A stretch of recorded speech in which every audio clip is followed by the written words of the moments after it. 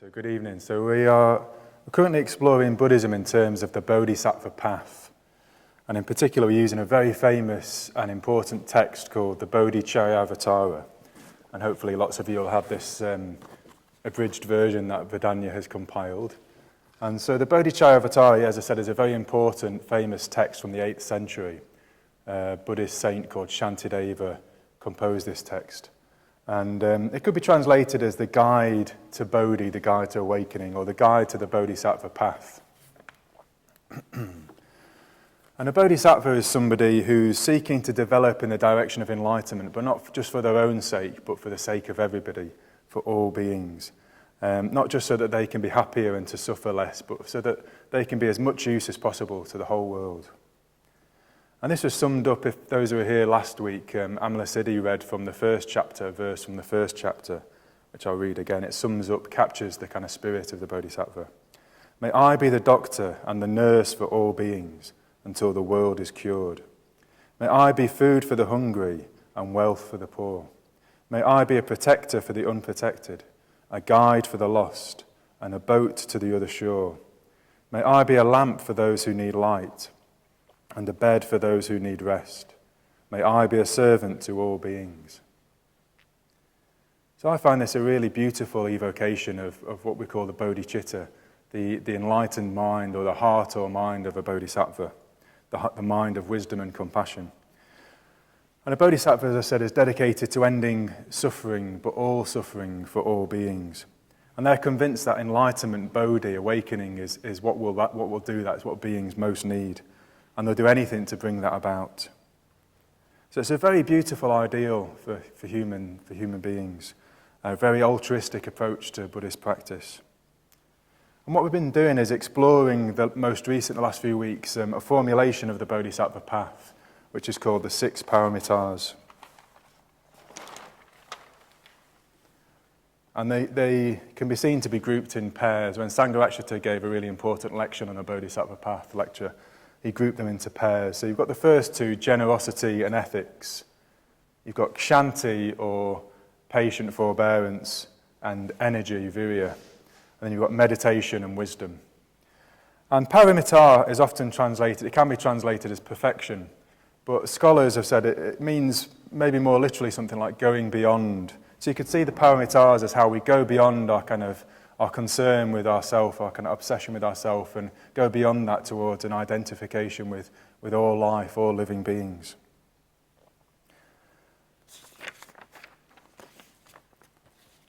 Yeah, and over the past few weeks we've heard a lot about Ksanti, patient forbearance. We had 2 really moving talks from, I'm ill and I've forgotten everybody's name now. So Peter and Pranya Shri gave excellent talks, very moving talks about Ksanti last week, and prior to that, Satyajyoti gave a talk about Ksanti, patient forbearance.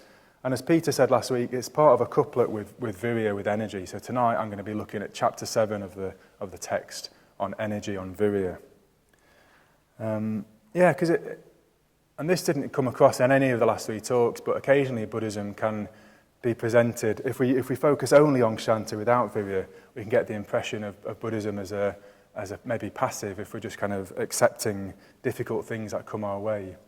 And you could get very much the sense from the last 3 talks, this isn't how a Buddhist practices. It's not a passive way. There's also energy and Virya involved in Buddhist practice. So Virya means energy or vigour, but it's also got an ethical quality to it. So it's often presented as energy in pursuit of the good, or energy in pursuit of what is skillful.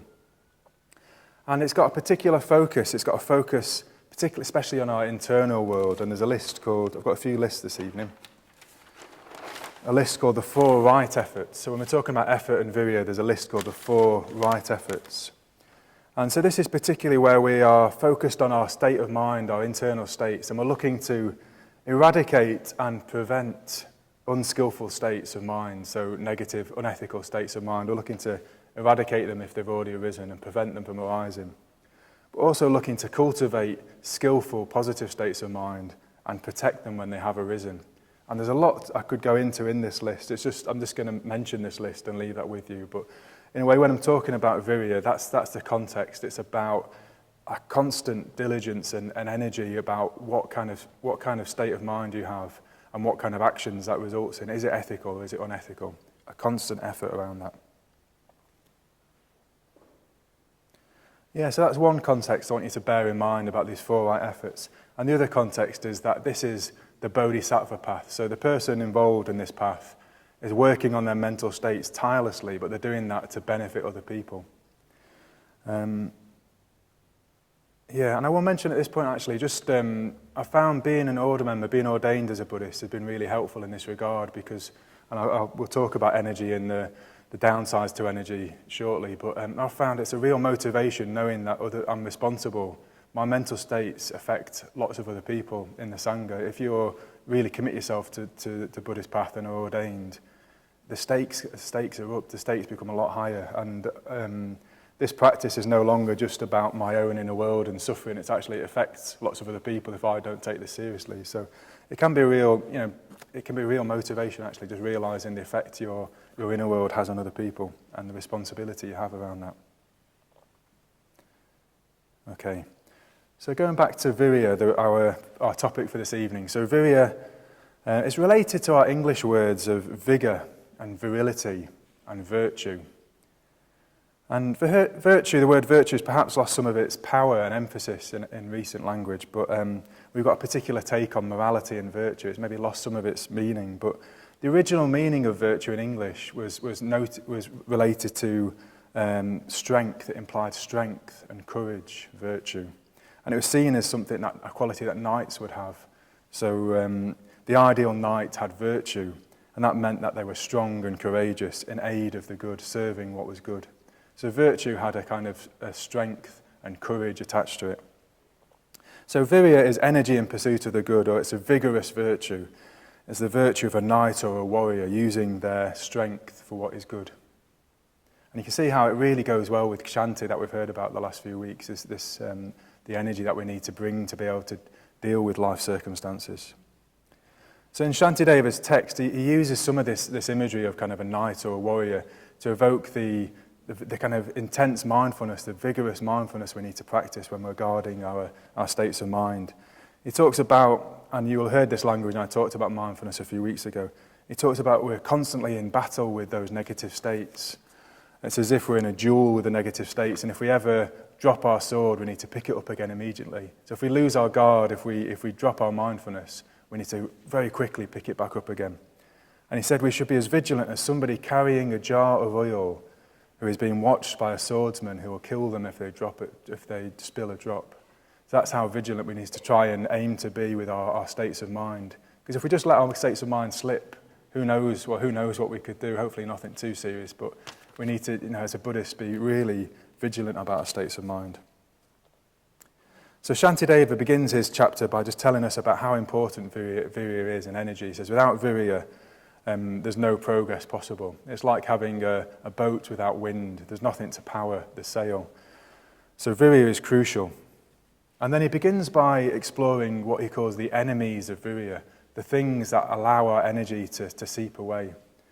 I've been camping recently on a camping holiday, and every night I'd blow up the airbed. We have an airbed, so it's a bit luxury camping, but every night the air would just slowly leak away, and then there'd be no air left in the morning, or very little. And it's like that, if we're not careful with our energy, it just slowly leaks away if we're not careful. Or like a tyre with a slow puncture where the air just slowly leaking away. So Shantideva says there are 4 enemies to virya, to energy. And he says they're laziness, low self-esteem, attachment to what's unskillful, and discouragement. So I'll just briefly go through what he says about these in the chapter, and then he talks about how to cultivate virya, so I'll be spending more time on how to cultivate virya. But it's important we're aware of this list. So in terms of laziness, there's a verse that I'll read out. Shantideva tells us, laziness arises from idleness, indulgence in sensual pleasures, sleeping too much, lounging around, wanting to lean on others, and from apathy about the sufferings of samsara. This sounds like our idea of a good holiday, doesn't it? This sounds like a kind of a package holiday. And it's at those times when life seems really good, it's a bit easy to become lazy about our practice. This is where idleness and laziness can seep in. When everything seems like it's going really well, there's lots of pleasure, we can just get a bit idle. And there are times, I imagine, in your Dharma life and in my Dharma life when everything's going really well. And we don't feel like we don't need to practice anymore. Everything's okay, everything's fixed. But then suddenly when that changes and things aren't so pleasant, we've lost that momentum, we've lost the kind of oomph behind our practice, the motivation to practice, the urgency.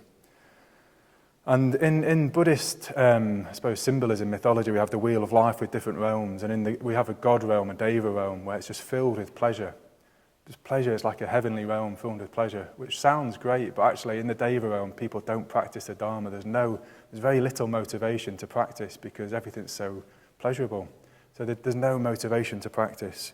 And the antidote to being born in that realm is traditionally impermanence, hearing the sound, the song of impermanence. And for Buddhists, this means death. It means actually realizing death and urgency and impermanence. Shantideva says, when death is sizing us up at every turn, why do we distract ourselves with food, sleep, and sex? So to counter any idleness and our attachment to worldly pleasures, to wanting to be on holiday all the time, Shantideva gives us a wake-up call. It gets stronger, actually, so I'll just warn you about that. So this is the title of this talk came from this next verse, which I love this, actually. So Shantideva says, hey you, expecting results without effort, so delicate, so sensitive, caught in the clutches of death, and acting as though you were going to live forever. Why are you creating so much future suffering for yourself? Why are you destroying yourself? Now that you've managed to get onto the ferry of human life, cross over the mighty river of suffering. You idiot, don't go to sleep. You'll have to wait a long time to catch this ferry again. It's very strong, isn't it? It's a very strong message. And in a sense, you get the idea Shantideva is talking to himself in many ways. He's trying to cajole himself to get this sense of urgency. But it's very, very direct. And when I read these verses every time, I get the sense Shantideva is talking to me, actually. He's naming something for me. He's calling something out, saying, just wake up. This is a really precious opportunity. You don't know how long it's going to last for. Get on with it. So last week in our discussion group, we were talking about going deeper. And somebody in the group was talking about, well, they weren't sure about whether to become a mitra because they didn't know where they were going to be living in 3 years' time. And it might have been a bit dramatic, but I said, well, you don't know if you're going to be alive in 3 years' time. That is the Buddhist perspective on it. We really don't, we don't know how long we're going to be alive for. So it sounds very dramatic, but this is the truth of the Dharma. We've got an opportunity to practice right now, today. And we mustn't put that off until tomorrow because we don't know if there's going to be a tomorrow. That is the truth of it. Tomorrow might not come. So this is the message to counteract idleness. Hopefully we're now shaken out of our sleepy idle state and we've got energy aroused from Shantideva's message. But there's also the danger, the enemy of energy and motivation is a low self-esteem. So just very briefly, Shantideva is meaning here just the sense that we can't possibly do it. We can't gain enlightenment. We're not good enough. Everyone else can get enlightened, but there's something unique and something special about me. I can't do it. I'm so flawed that I can't make progress. So in maybe a less dramatic way than the previous message, sometimes it just feels like it's too hard, the Dharma's too hard, and we can't do it, we can't make progress, and we get discouraged, and our energy, our kind of motivation seeps away like the airbed with the air seeping out of it. And Shantideva, he encourages us by saying, basically everybody has a potential for enlightenment. He uses something for tradition, which I trust must be true. He says, well, the Buddha said even people in former lives where mosquitoes and gnats became enlightened, so you can definitely get enlightened. He's basically wanting to encourage us that it's possible, you can do it, every one of us can do it, we can all gain enlightenment. And then Shantideva moves on to being attached to what's... Is this true? No, I'm going to talk about discouragement next. I've gone slightly out of order, forgive me. So he talks about discouragement next. I'm going to talk about discouragement next. So we can also have the idea that we don't want to make effort because it just seems like we might encounter hardship or difficulty and we can't be bothered really. We don't want to do that. We don't want to have to overcome difficulty or experience difficulty. So it discourages us from wanting to make effort. But Shantideva, and so we have an idea about something, we can anticipate something. Often our anticipation is far worse than the thing itself. We have these ideas about how difficult it's going to be and how bad it's going to be. So we put things off, we have aversion to things. It might be classic things like going to the gym. For me, it's been for ages wanting to take up running. I wanted to do more exercise and go jogging. I just thought, I don't want to do it. It's going to be really difficult. I'm going to get tired. I'm going to get sweaty. I'm not going to be hurt. So I just didn't want to do it. So I was putting it off for ages. And eventually I got some encouragement, the opposite to discouragement. I got some encouragement from Edward and we went running together. And I really enjoyed it and it was really easy. So I was really glad that I did that. But we can have an idea about something and then put it off. But Shantideva says, well, even the modest suffering caused by following the path is like having a tooth out to get rid of toothache. We might have to put up with some slight suffering to put an end to suffering. This is the context. We're looking to put an end to all suffering. And that might involve a little bit of suffering, but actually the goal is worth it. Sometimes a doctor has to give a cure that hurts, but it's not like that with the best doctor of all, the Buddha. For those with the greatest illness, he prescribes a sweet medicine of the Bodhisattva training. So with the Dharma life, well, often we can anticipate things and our anticipation is a lot worse than the outcome. But with the Dharma life, it's always better. It's always a lot better than we anticipate. So for me, another one is I sometimes feel aversion to getting out of bed to meditate. So, I'm comfy, the alarm goes off, I'm tired. Maybe it's been a difficult night with the children. So there's an aversion to making the effort. But whenever I make the effort, it's just transformative. My mind is refreshed. The whole world is transformed. It just seems so different. And it's always much, much better than I remember. I just forget and I anticipate it being difficult and it's loads better. So Shantideva is encouraging us to, we can put up with any hardship and it'll be really beneficial to do that.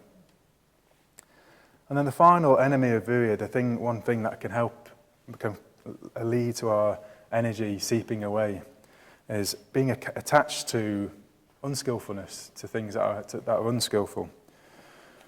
So maybe we don't want to get enlightened because we think we'll have to give up things that we like now, things that we need to make us happy, things that we need to have a good time. And an example for me around this is just on a smaller level, going on retreat. The idea of going on retreat and not having TV, not having football, not having chocolate, not having sex, not having emails, not having social media. The idea of not having all of those things, you think, well, that's going to be terrible. But when I get there and I'm away from all of those things, it's amazing. I just feel so free and so much happier, so much more content. So we can have this perspective that it's going to be difficult and we're not going to enjoy letting go of things that the path we will let go of during the path. But we're attached to those things, our unskillful habits. But the Shantideva says, well, with wisdom, this gets easier. And his verse says, well, we don't suffer from giving up evil or become mentally ill by becoming wise. In fact, skillful actions give us physical pleasure, and wisdom delights the mind. What can possibly weary the compassionate being who stays in samsara for the good of others? So there's an important point just to draw out here, which is from our perspective, from an unenlightened perspective. Being more enlightened might not seem that attractive to us some of the time or a lot of the time. And an analogy just to take on board might be, okay, well, there might be things that when we were, well, it's as though like the Buddha might be an adult or a grown-up, an enlightened being is a grown-up, and we are kind of relatively childish in comparison to that. And as children, we are attached to things. We think things are really, really important, but with a kind of more grown-up perspective, we can really see through that, and it's not the end of the world. It's not a cause for tantrums and concern. So maybe briefly, just to say, this causes our virya to go away. Maybe there's bits of us that just don't want to engage with enlightenment because there's a fear about what it's going to be like. But with wisdom, with experience and wisdom, we get a sense of actually it gets better, it gets easier, we get happier. Okay. So maybe we've dwelt long enough on the things that cause our virya, our energy to seep away. So what is it that pumps up the airbed? What is it that kind of gets our Dharma life inflated with energy and vigour and power? So Shantideva uses a traditional list which is called the 4 powers.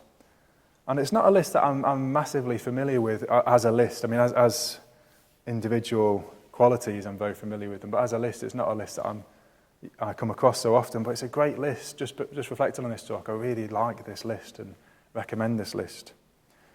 So the 4 powers are a skillful desire, Dharma Chanda, which we've already encountered as part of the series. I'll revisit that. A skillful pride, as opposed to a selfish pride. Joy and rest. So I'm going to just talk and unpack how these give us virya and energy and vigour, and how we can cultivate them. Okay.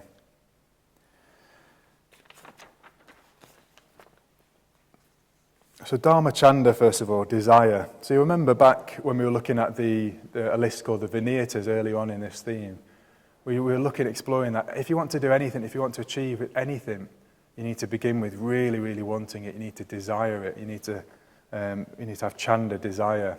And so for the Dharma, we need Dharma Chanda. We need to really, really want to make progress. And we need to really, really want to work tirelessly with our mental states, with our minds, to cultivate what's good and give up what is harmful. And for a Bodhisattva, they want to do this for the benefit of other people. That's where their desire, their Chanda comes from. And it's interesting that it comes up again here now in this text, chapter 7, as well as being right at the start of our exploration of this theme. It's not just, we don't just need to be enthusiastic at the beginning of the path.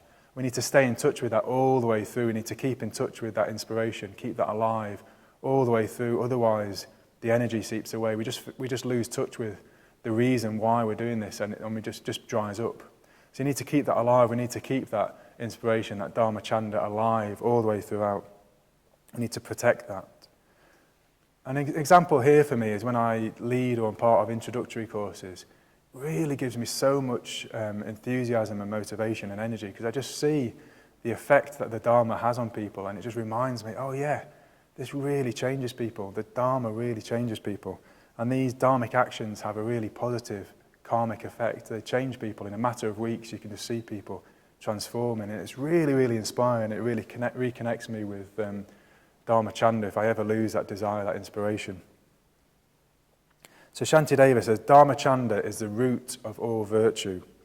And the root of Dharma Chanda is reflecting on the results of karma. I'm just going to read that bit again. The root of Dharma Chanda is reflecting on the results of karma.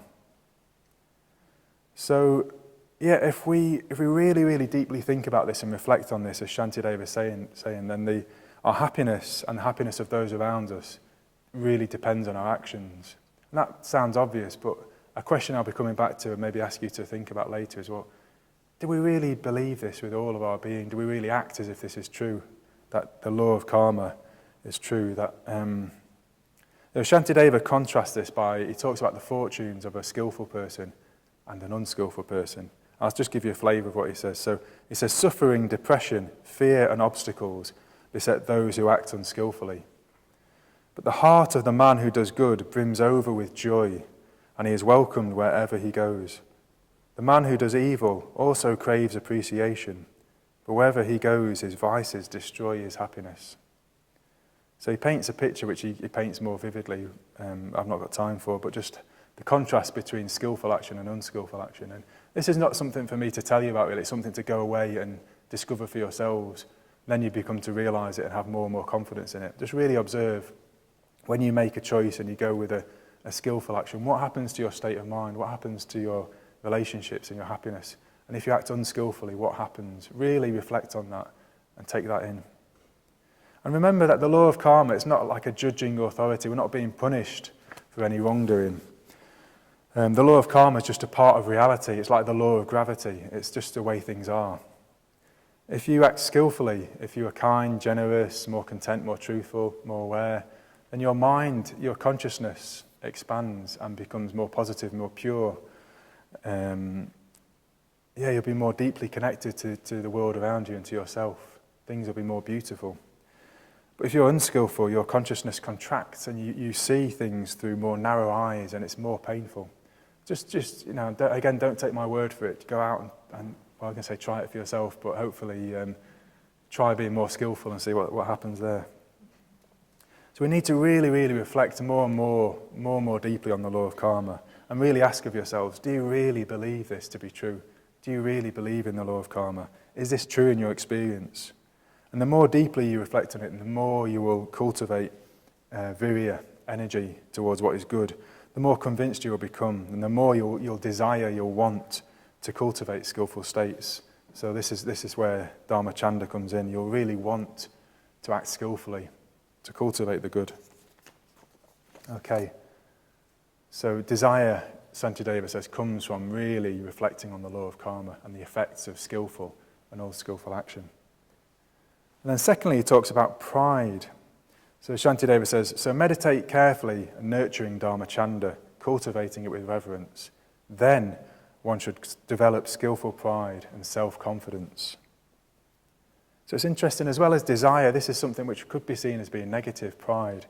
But Shantideva saying was, rather than seeing it as a bad thing, we can use it to move our practice forward, to give us energy.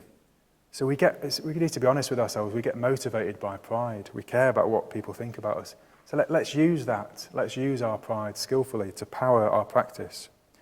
Shantideva says, let's be too proud to be small-minded and too proud to become a slave of narrow, unskillful desires. Our pride and our desire to be worthy of respect can be a real motivator. So Shantideva, he again evokes that kind of noble warrior energy and vigour by saying, we must be the ones to conquer problems and negative states, not letting anything conquer us.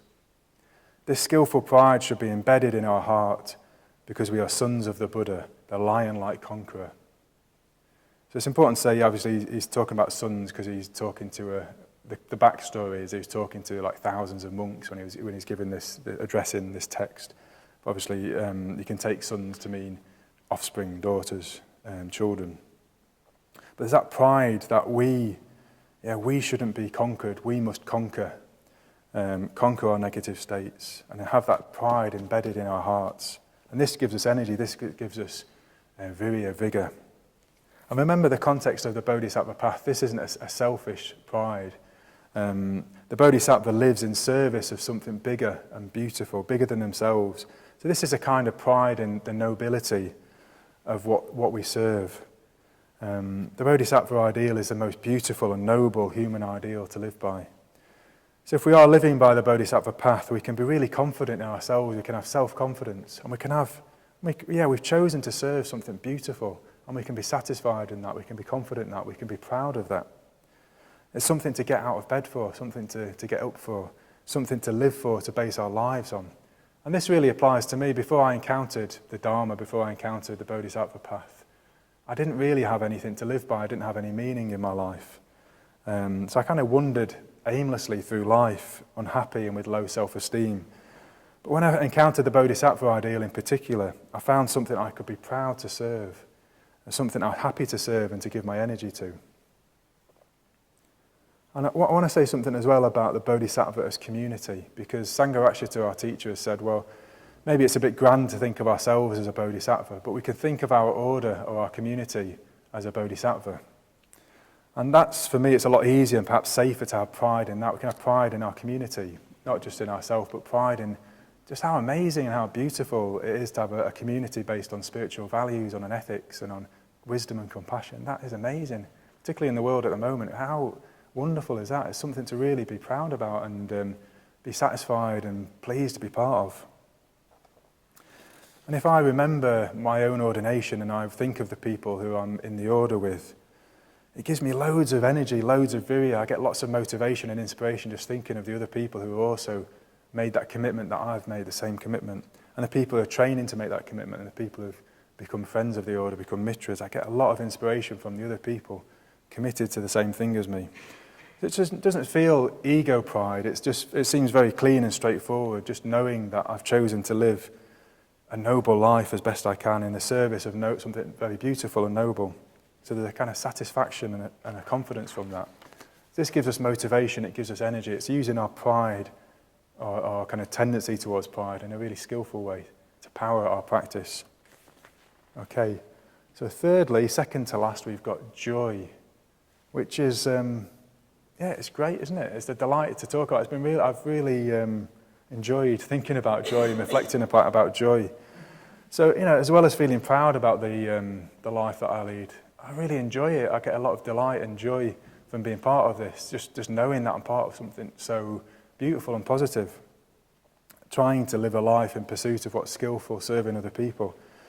So Shantideva tells us that if we want to have energy and that vigour, we need to delight and enjoy what we're doing with our lives, our practice. And I think this is particularly important in our culture because we seem to not have the best relationship with joy in our culture for whatever reason. Sometimes, this is certainly the case for me, and it seems like for other people, I would deliberately, almost perhaps unconsciously, not allow myself to experience joy. It seemed like I wasn't allowed to be joyful. Somehow that was out of place or kind of wrong to be joyful. So I remember first coming into contact with other Buddhists who were kind to me and would speak kindly to me, just being really uncomfortable about that and not wanting to, but that praise to stick. I was very attached to this low self-esteem and a kind of negative view of myself, and had an idea that, I could do good things, but I couldn't feel good about it myself. That wasn't allowed to actually feel good about good that you were doing. So this was, I had this view that it was important, a spiritual virtue was to be kind of dour and miserable and unhappy and to kind of glare at people. This was kind of spiritual.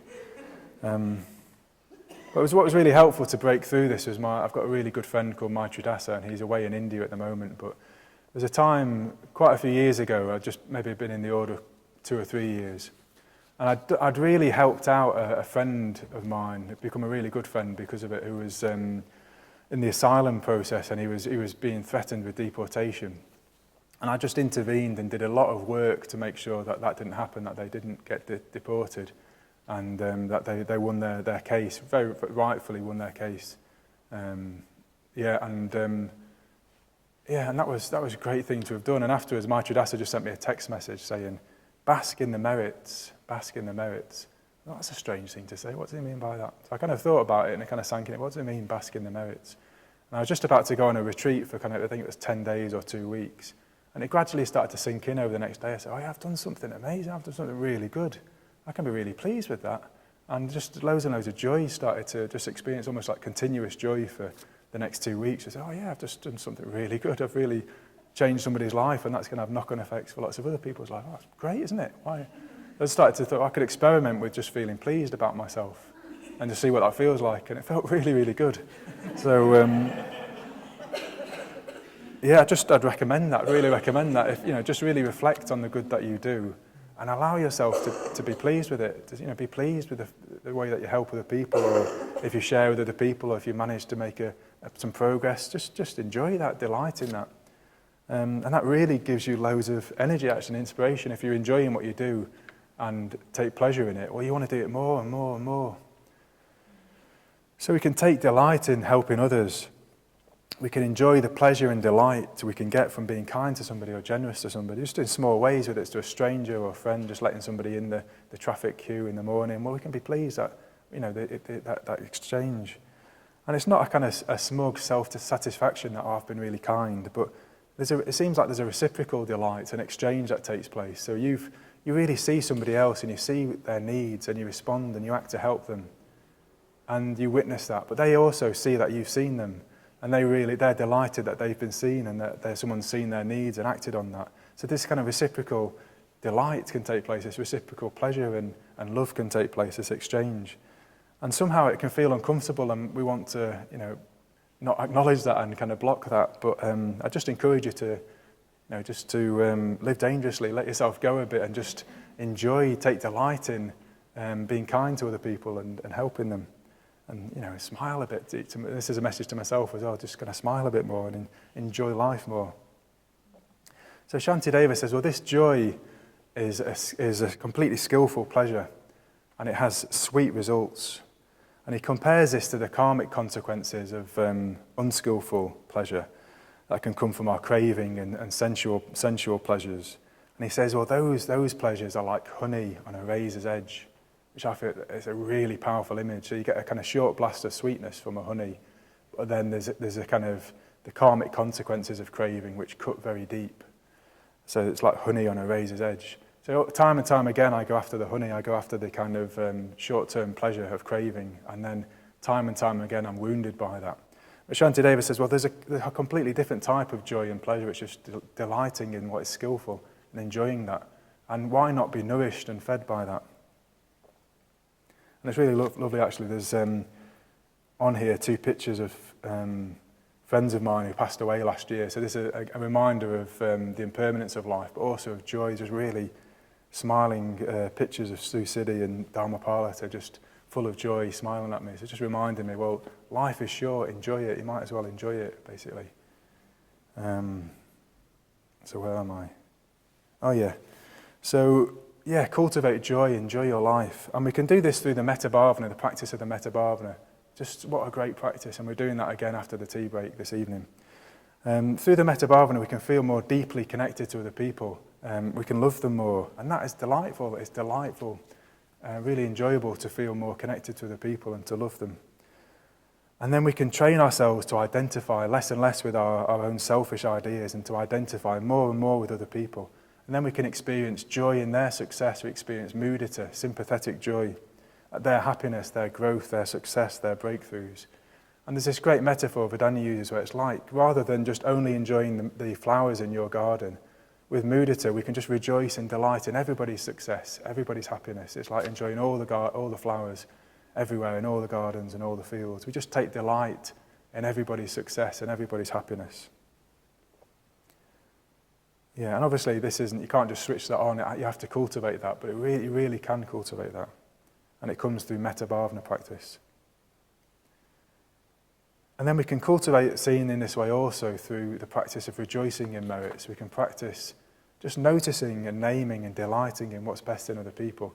And again, this is really joyful. It's joyful for them, and it's once they get over that uncomfortableness that I described earlier, it's really nice when people rejoice in you, and it's really great to start to see. It gives you a lot of joy and delight just to see what's best in other people, training yourself to see in that way. And very, very finally, just in terms of joy, there's so much to say about joy, and maybe this is something to explore in your groups.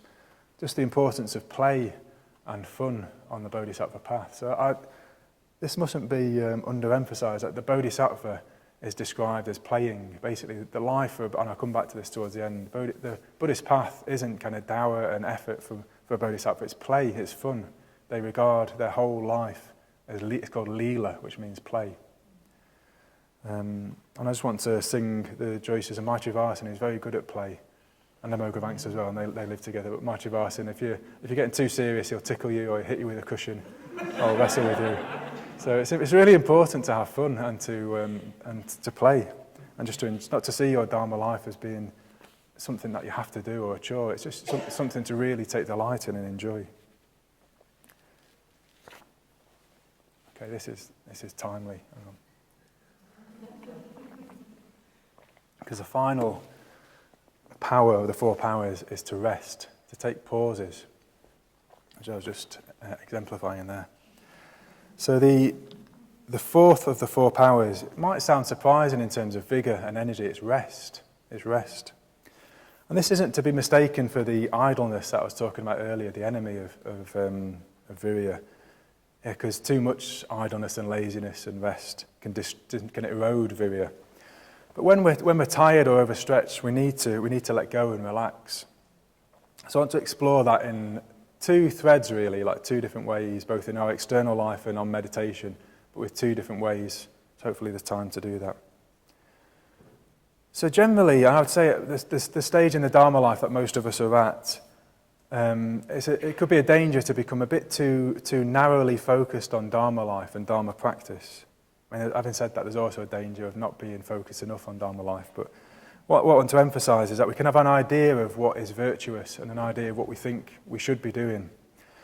And we need to include other things in our life that aren't connected to the Dharma as well, because there are bits of us that aren't connected to the Dharma, and we need to engage with those bits.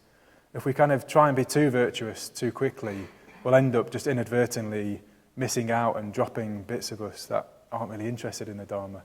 And we need to harness and engage all the different parts of us. And this is connected with the final of the list of the Viniyatas we talked about, nous. You need to really know yourself. You need to have friends that know you well as well in this area. So don't be too narrow in your Dharma life. Have a broad life that includes other activities, things that engage you and get you energized fully.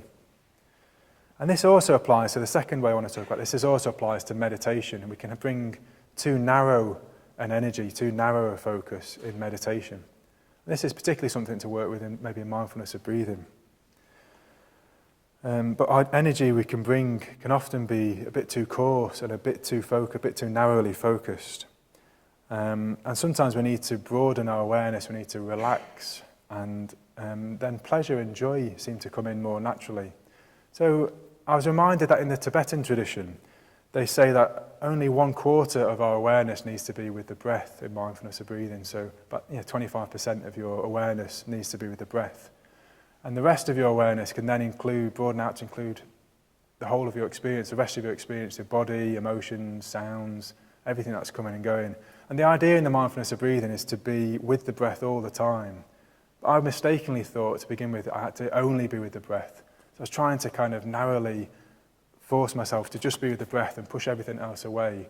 And my mind didn't want to do that and couldn't really do that. But and you have to experiment with this. If you can broaden out just enough.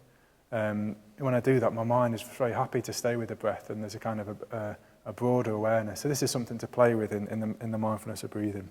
But just a lot of us, just if we just relax a little bit, ease off with our effort and broaden out, for me it's just much more easier to get absorbed like that. So that's something to take into the mindfulness of breathing and meditation in general.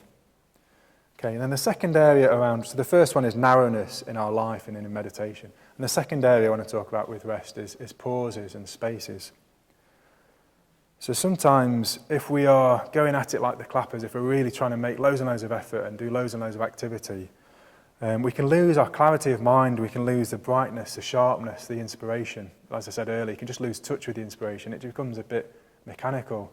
Unfortunately, it's quite difficult for Buddhists working in Buddhist centres because there's often so much activity to do.